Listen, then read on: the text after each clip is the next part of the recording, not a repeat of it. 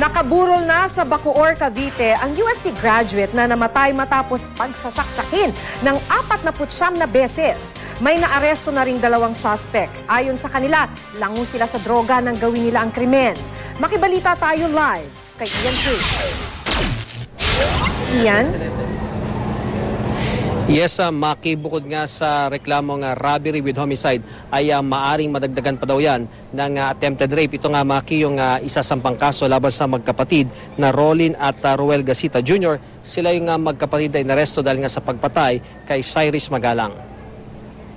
Mag-alas 4 ng umaga kanina nahuli ang mga suspect sa pamaslang sa UST graduate na si Cyrus Magalang sa tulong ng isang saksi na tukoy ang 2 salarin na sina Ruel Gasita, tricycle driver at kuya niyang si Rolly na tindero ng gulay. Ikinuwento ng mga suspect ang buong pangyayari. Sa amin, uminom na rin po ako ng nakainom ako tapos naisipan kong magdroga. Kasi nga dahil sa droga kung ano nung naisip ko Natuliro na rin ako nung sumigaw siya Ngayon, naisipan ko na lang gawin yun. Sinama lang po niya ako.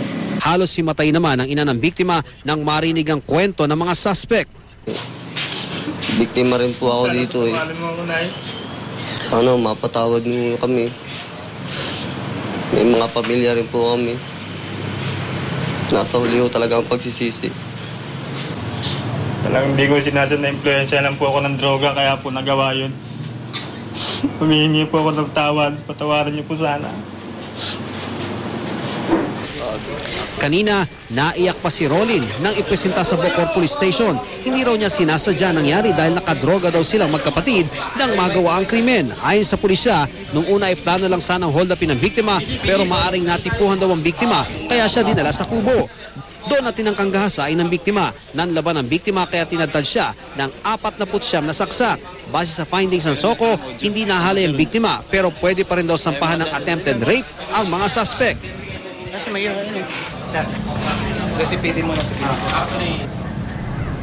Makisa ngayon nga ay nakaburol na dito sa kanilang village sa Bacoor, Cavite ang labi ni Cyrus Magalang. Sa ngayon nga ay maraming mga kaklase niya sa high school at yung iba yung kaklase niya sa UST.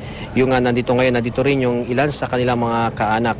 Maki, sa kabila nga nung binanggit na paghingi ng tawad ng mga suspect ay hindi raw mapapatawad ni Aling Mila Magalang, ina ni Cyrus, yung mga suspect dahil wala raw kapatawaran yung ginawa nila sa kanyang anak. Nagtungo rin dito si Mayor Strike Revilla para nga makiramay, gayon din si VACC Chairman Dante Jimenez at sinabi nga Maki ni Jimenez na buo ang suporta ng VACC sa pamilya at hinihiling din niya na muli daw maibalik yun nga death penalty upang hindi na raw maulit yung mga ganitong klase ng krimen. Yan muna ang latest mula rito sa Bacoor, Cavite. Ian Cruz, GMA News.